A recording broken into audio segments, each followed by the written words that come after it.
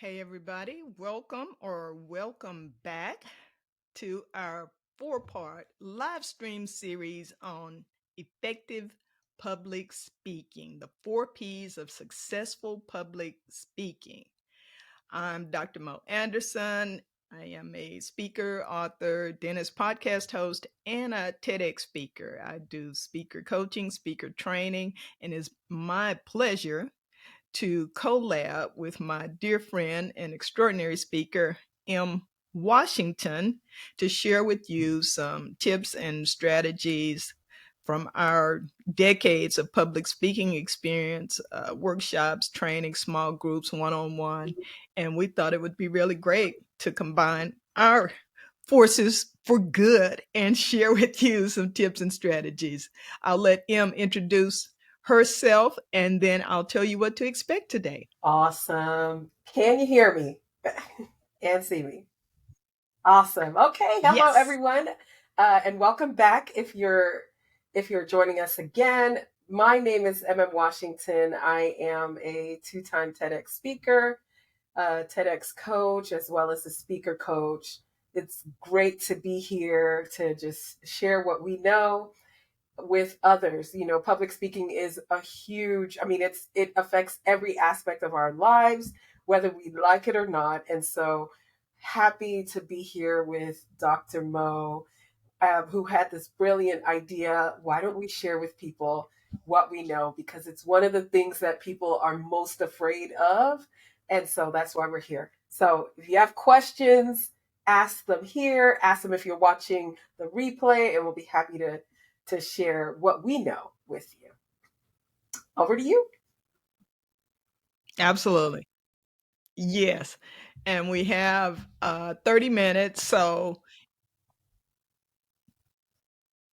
it's going to be really rapid fire, and had a little echo there. It's going to be really rapid. We're going to cover a lot of topics. We're not going to go into deep depth as we would if we were, doing coaching or doing a group session, but we are going to share some things that will be a value add to your speaking life. And like I said in the last session, that there are four: preparation, practice, presentation, and pitching. If you missed the first session, you can find it on YouTube, Facebook, LinkedIn, on our pages. But for this one, we're talking about practice. And today we're going to emphasize the need for practice. So many people just want to get up there with a couple of bullet points and wing it. You're not going to be as effective if you don't put in the time in preparation and practice, and also ways to practice different things other than standing in the mirror with a hairbrush, which was my go-to back in the day. But there's some other things you can do to train your mind and your body. You want to practice like you play. And then the skills you want to focus on. There's some particular skills from your body language to your diaphragm, your posture, your gestures, some things that you really want to focus on that will distinguish you and also make you feel a little less nervous and a little more confident, that's what you want to convey to the people watching. I know I'm competent, I know what I'm doing, I know who you are, and I'm going to bring some value here today, some things that you can use, which all goes into that preparation and practice thing before you get out there, the leg work. And again, if you have any questions, if you have any concerns, any challenges, just drop them in the comments. We're live streaming to LinkedIn and to Facebook, and we'll post this on YouTube later, but that's where we're live right now. So if you're on either of those platforms, drop your comments, your questions in. If we can't get to them today, we will answer them later. We'll respond to you within the comments, but we do want to know what your particular challenges are so that we know that we're really helping you. Yours may be different than something we addressed today, or you may need more explanation. So with that, we're going to get started. All Em? right. Yeah. So we'll jump right in. As has been said, we're talking about practicing today.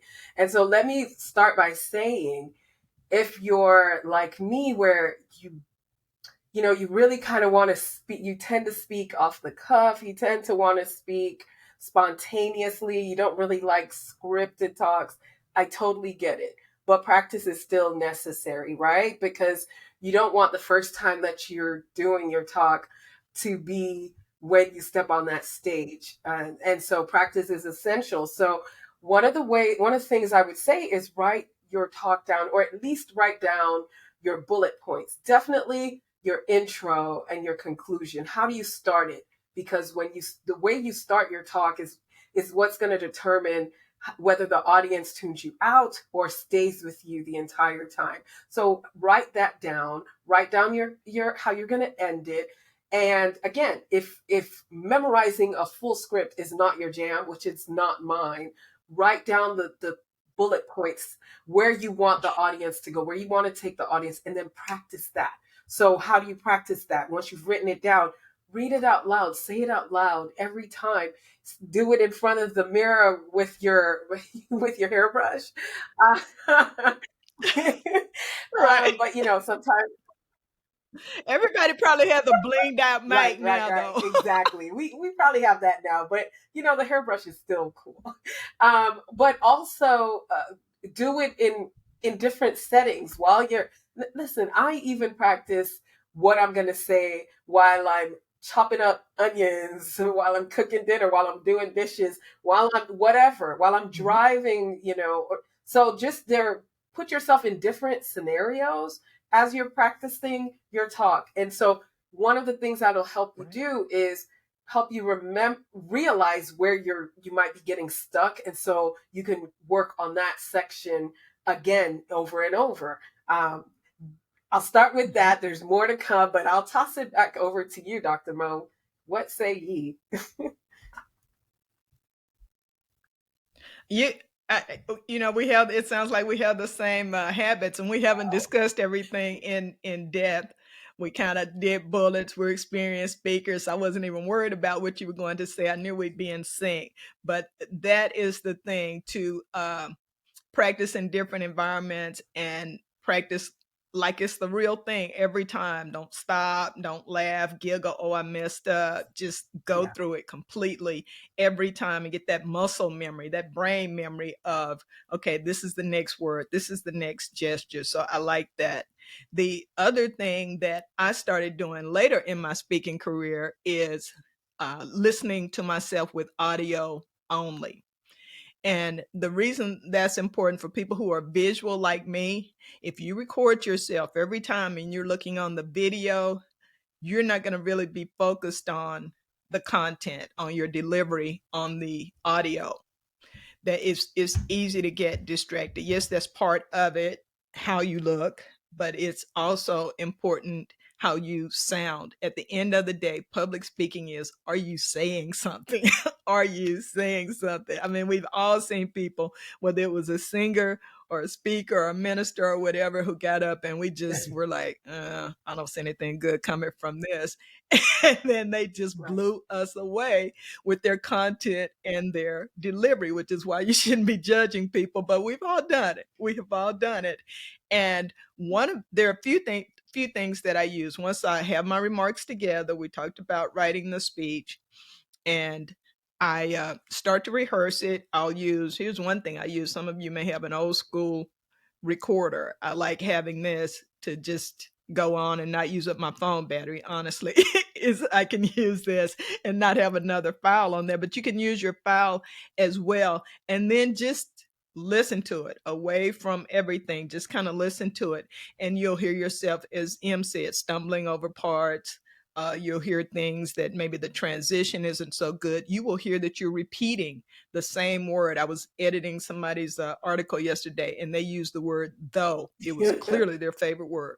Though was in every other sentence. So I said, let's just go back and do a count on the number of times you use the word though, because you don't realize it when you're writing, but that can be distracting with people, because people like me will start counting how many times you said like or though or whatever the word is. Another way you can listen to yourself, and it's in a monotone coming from somewhere else. I'm going to try to share my screen and show. A lot of people will be familiar with this, but some may not.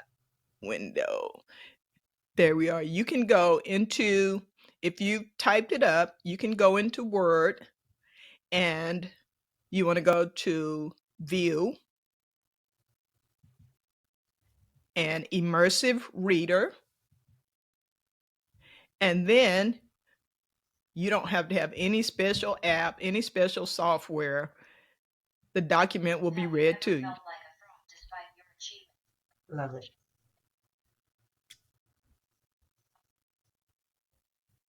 And you can make it a male or a female voice, but it's going to be very robotic like that. And you will also hear some things that you didn't hear with your presentation, with your voice inflections and all of that. So that is something I highly recommend and really like to do, is listen to that monotone over and over.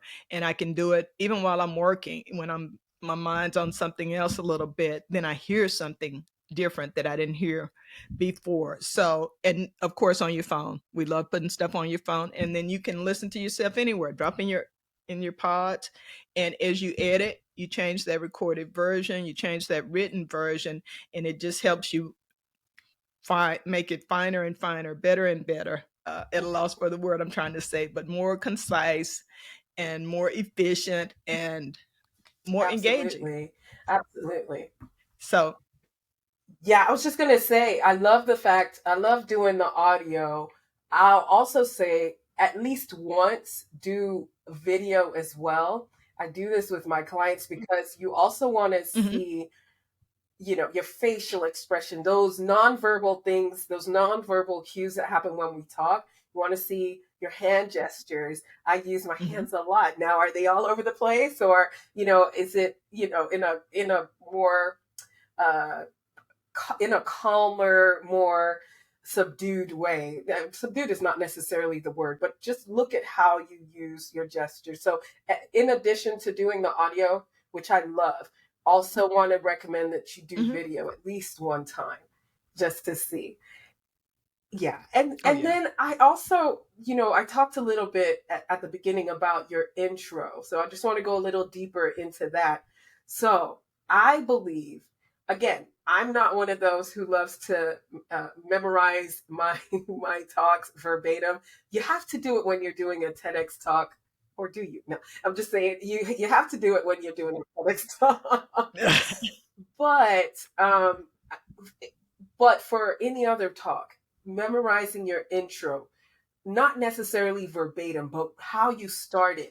Because again, that is what brings the audience, that's what helps them decide subconsciously, am I going to listen to Dr. Mo, or am I going to tune her out? Does Emem have something to say, or that's worthy of my time, or should I just pick up my phone and start scrolling on social media?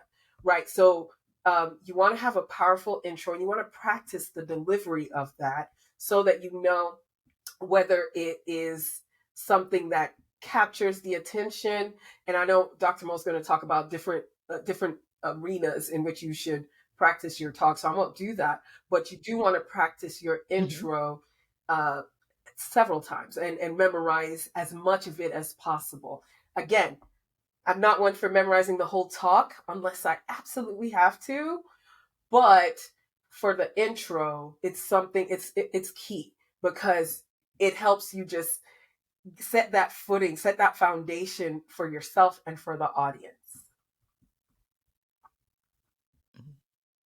I agree. I'm not one for memorizing as well. I've spoken from bullet points and notes almost my whole life. And it's because I'm saying something different. I have a lot of different things that I do. People who speak, and that's all that they do, they tend to be able to remember long speeches. But for most of us with our day job and kids and side hustles, it's really, really challenging. And you want to be accurate.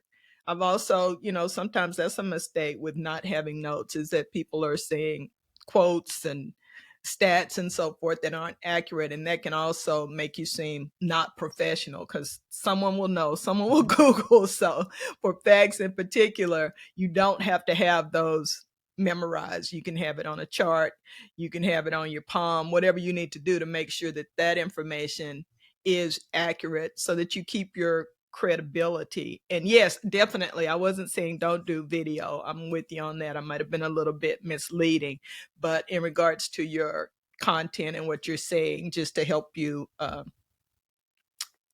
get a better version of your speech that can be helpful, especially when you don't have a lot of people to give you feedback. Sometimes we have to, be our own best editor and go with it. It may be a last minute thing. You won't always have time for all of these steps, but for the bigger presentations where you have a lot of notice and you know exactly what's going to happen and when, you want to put a lot into preparation and practice. The intro memorized, and then practice on people who know nothing about the topic. We have a tendency to just want, especially for those big ones, you're going in front of the board, you're defending your dissertation or whatever. Find someone who's intelligent, a good listener, but it may be your spouse, your partner, it may be your bestie, but they don't know anything. You barely even talk to them about what your job is. They don't even know what you do because they can't understand it. But you want to share these remarks with them because some of the questions that they ask, and be open to them asking questions and giving you feedback. What does that mean? Why did you say that? That doesn't make any sense. It may be jargon. It may be an acronym that you're using. And while you want to impress the CEO, the event organizers, the leadership, you want everyone to understand you. You want everyone to leave there with something. So it's to be understood, not just to impress.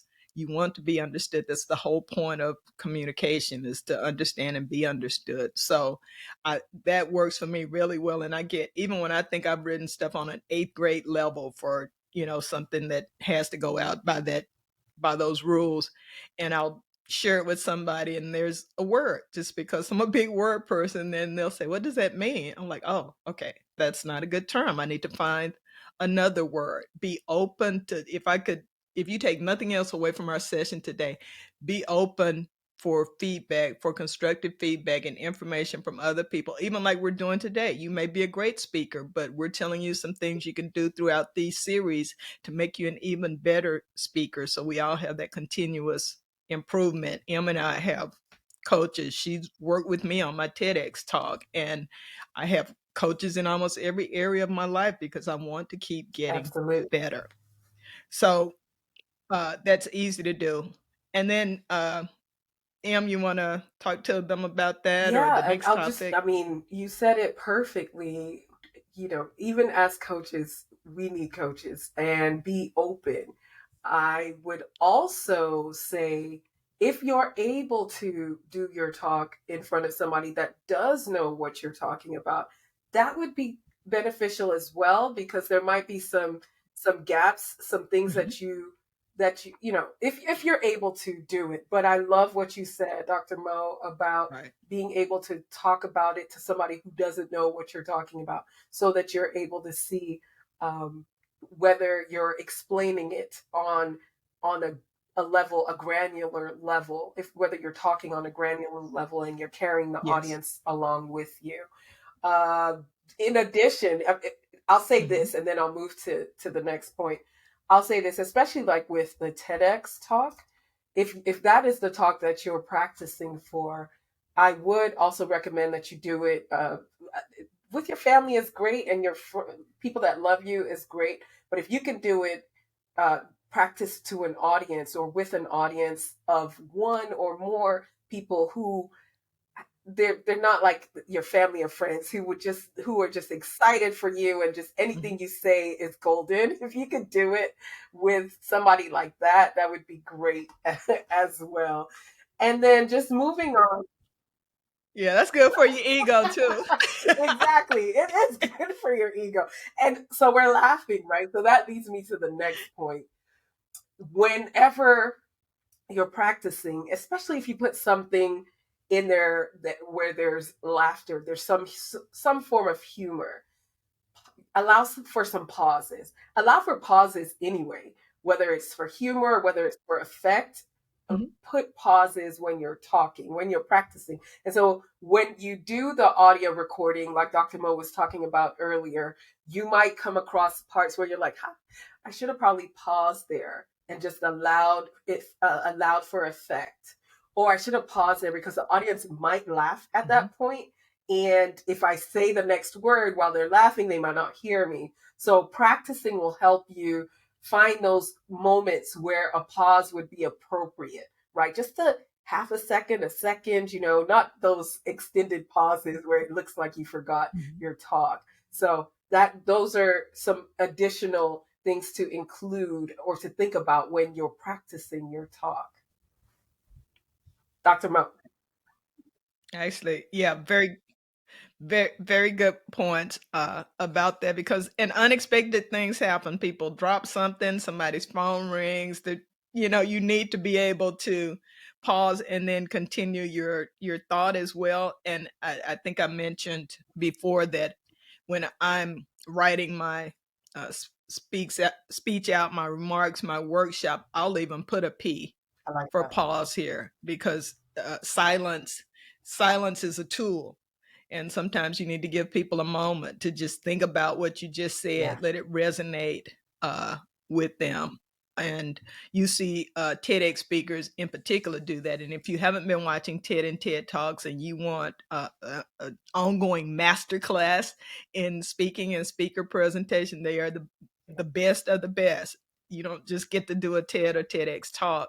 And I've learned a lot from watching them over the years. I hope people learn from watching ours. If you're on Facebook and LinkedIn, you'll see that I've dropped not only our contacts in the notes, but also if you want to see M's two TEDx talks or mine, and see us practice what we're preaching, then I would encourage you to follow those links, check it out, leave a comment, and you can reach out to us anytime as well. Can't emphasize that enough. If you've got particular challenges or you're looking for coaching, you're looking for some extra help.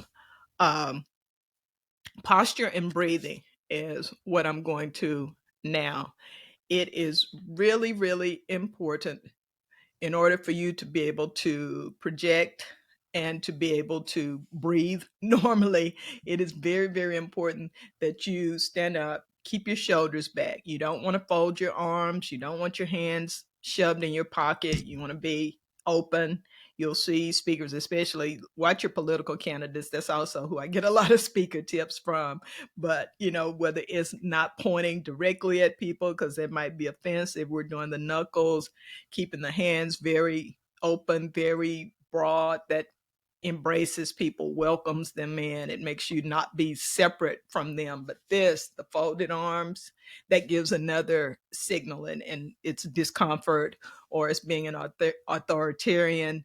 You want to really, really practice that body language, and you'll see that on the video well. And what we see most frequently with the posture or with the body position, there's a lot of rocking. People have habits like they twirl an ink pen, little things like that. Those people who are watching and helping you can point out to you as well. It's not a deal breaker, but it just takes away a little bit from what you're doing, because people see things moving and their eyes go to that. We're both hand people. It is what it is. So that's my other thing is, don't be unnatural with your posture, with your gestures. If you talk with your hands, talk with your hands, because it's going to frustrate you not doing it. But try not to put your hands in front of your face. Don't wear jewelry that's going to be jangling and dangling, and all of these things you'll see if you rehearse, even a dress rehearsal the day before. There may be something wrong with your attire that you didn't realize, and that jacket's not going to work for you. So I'm getting all over the place. Posture and breathing. Make sure that you allow, and I have a whole speaker tips series on my YouTube channel, and M does as well, to give you more in-depth tips about this. But we breathe from the diaphragm, and when you're hunched over and you shut things off, it makes it more difficult to breathe, even though you don't feel it. So you want that upright and open, and then you want to pause every 2 or 3 sentences. Pause. If you hear somebody's voice kind of dropping off, or they gulping for air, it's because they're not taking time to breathe, and it's just a slight little pause. But you inhale and you breathe. And if you're on a microphone, you get you something like this, so that when you exhale, it is going to take away the of those P's and so forth. So that's for you folks speaking virtually, to assist you as well in getting better audio and video. So sit up. And I'll say this and then I'll let you get back in. We got a couple of more topics and I know I'm going on too long, but one of the things I do when I'm doing workshops for small groups is even though they're sitting, I'll still stand up. And it gives me a better projection across the room. I can see everyone better. They can see me, but also it helps with my breathing, with my presentation. If I stand up, I much prefer to stand up, even on virtual events. I'm sitting now because I'm controlling a whole bunch of things behind the scenes, but standing for me is the best way to deliver remarks and be comfortable. Absolutely agree with that. Yeah, I And agree. I agree. I love to stand. I'll sit every once in a while when, especially for effect, when I really, if it's in a room and a smaller group and I want to mhm, give that feel of, of intimacy, I want to share something with you, that type of thing. But for the most part, I do love to stand. right. I'll say this, it sounds like we're giving a lot of tips, which we are, and you might be, I just don't want you to feel overwhelmed, like there's so much to remember. This is why we're talking about practicing, because the more you practice, the more you pick up on these things, and the easier it is to just Mhm, remember all of these things, or make it second nature, right? So some of these things you probably already right. are doing, and maybe there's one or two here that you're like, I want to go from good to great, like Dr. Mo said. So the last thing that I'll share, the last tip that I'll share when it comes to practicing is is how I started this talk with, or how I started this session about memorization Mhm, and becoming familiar with your talk. One of the things that practicing does is when you get to that place, or that point, maybe you're practicing for the third time and you forget what you're going to say or what you're supposed to say next. yeah. Right? She's laughing because we all, it happens to all of us. But if you practice how to go through that, Yes.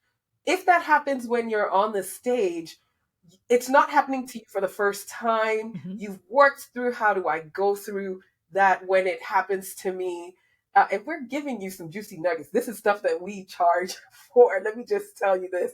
But practicing, working through those kinks, working through those, oh my gosh, I forgot what I'm going to say next moments is golden, is key. So when you get on the stage and you're talking and then it happens to you, what you've practiced, when that happened to you during the practice, you're able to implement it live and direct on stage. That's it. That's the last tip that I have on this. Dr. Mo, passing it back over to you. That is a great tip and one that you gave me actually before my TEDx talk, and I'm glad you did because I forgot an entire section, and it's where I'm talking about unconscious bias, and I say call it ism. Ism. What is ism? And that is sentinel to my talk. I Yes. mean, I coined that phrase, so it needed to be in there. And I'm going, and I couldn't see the which next slide is coming up. So that's the other thing. Had I been able to practice with them more, I would have known, okay, you can't see the Mhm. upcoming slide because that helps you a lot in workshops and training. But when you don't know, so I went ahead to the next section and they advanced the slide for me. And there's a moment I wish I could show you guys as I'm doing the TEDx talk. There's just this slight little hesitation where I'm like, oh my Lord, I have forgotten that part. I got to put that back in here. This is live. This is going all over the globe. And I did. I just smooth put it right back into the next section and made it happen and have gotten so much great feedback on what was really an oops. It ended up fitting better there. But had I not been extremely familiar with it, I wouldn't have realized it and I wouldn't have known how to rig it and put it back in there, do that workaround, I as they love say. that. I love that. So Can I I'm just glad say that you. I've watched your talk several times, and even though we practiced that talk several times, it didn't even occur to me that you put it in a different place. So way to go to you. Yes. Really? I figured you would Well, spot that right away. yeah. Oh, that's good to That's hear. that's testament to what practicing does. Look at that. Love it. Yeah, I had a slight hesitation. I just kept moving, and again, to be passionate and have a sense of purpose about what you're doing. That was the other thing, because we with heard wonderful talks. You've got links to them. Please check them out on resilience and Overcoming what's the adversity. other Thank one? you. The iron. Uh, Overcoming adversity. Yes, yes. Thank you. I just know the iron. So I love the opening, and we're going to show that next week. So, you guys, we have been through reading it out loud. When you practice like you play. We've talked about listening to yourself with audio only. You can even watch the video without the audio, and you'll notice about your body language and things about your gestures. I meant to add that. The intro, you want to nail it. That's your clickbait. That's your opening salvo, as they say. You got to come out hard so that they sit up. They're half asleep, especially that after lunch speaker. But you come out hard, and they're going to be like, oh, okay. When you see them lean forward, nailed it. You got them. When you see them lean forward, that's a big tip. And then leave room for, don't have, if they've given you 10 minutes, it's important to stay to your time, stay to 10 minutes. And so memorizing the intro, practicing it every time will help you to ensure. There's nothing worse when people have a big program and they give you 10 minutes and here you come with 20, 30. If you don't practice, you're just saying it in your head, you go through things a whole Right. lot faster, right? Than you do if you're saying them out loud. So pay attention to these things for event organizers to invite you back. They do remember who showed up, who Right. communicated, and who ended on time. Your posture, you can practice that all of the time. Your posture and good breathing, even in your daily conversations. Don't wait till you're speaking to start working on your posture and good breathing. You can do that with the kids tonight. Have good posture when you're telling them to do their homework and go to bed.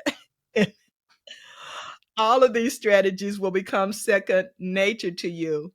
And your gestures, your tone, your projection, all of that will come together for a very, very good presentation, good remarks, and you'll be asked to do it again and again. And I promise you, if you're on a career path and you're trying to elevate yourself, you will find that the people who are good communicators, good speakers, whether it's they just called on you to say a welcome or a huge presentation for all the employees, for all of your team members, the more you do it, the more you step out there, and the better you sound, the better you do, that is going to really, really set you apart, really set you apart and help your professional growth. So we're excited that you joined us today.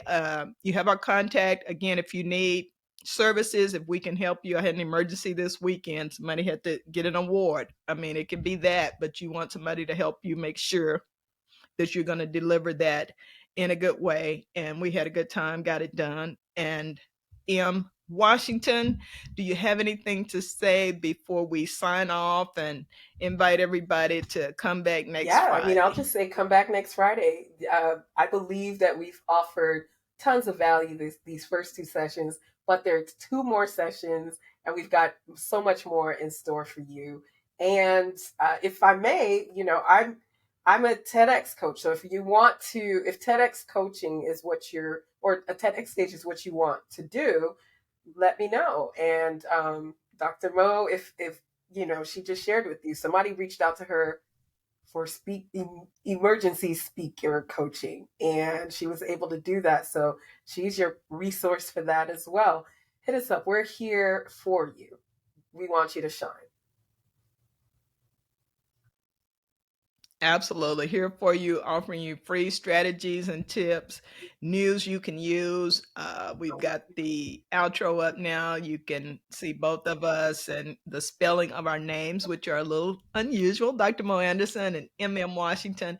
And I hope you all have a very wonderful weekend. Join us here again next Friday at noon, because it's just getting Excellent. better. We'll be talking about what do we got? Next week we're talking about presentation. Mm-hmm. Presentation. Presentation, yes, and I'll have some clips from our TEDx talk as well. Thank you for filling in. See, and that's the other thing, when you collab with people, you forget something, it just comes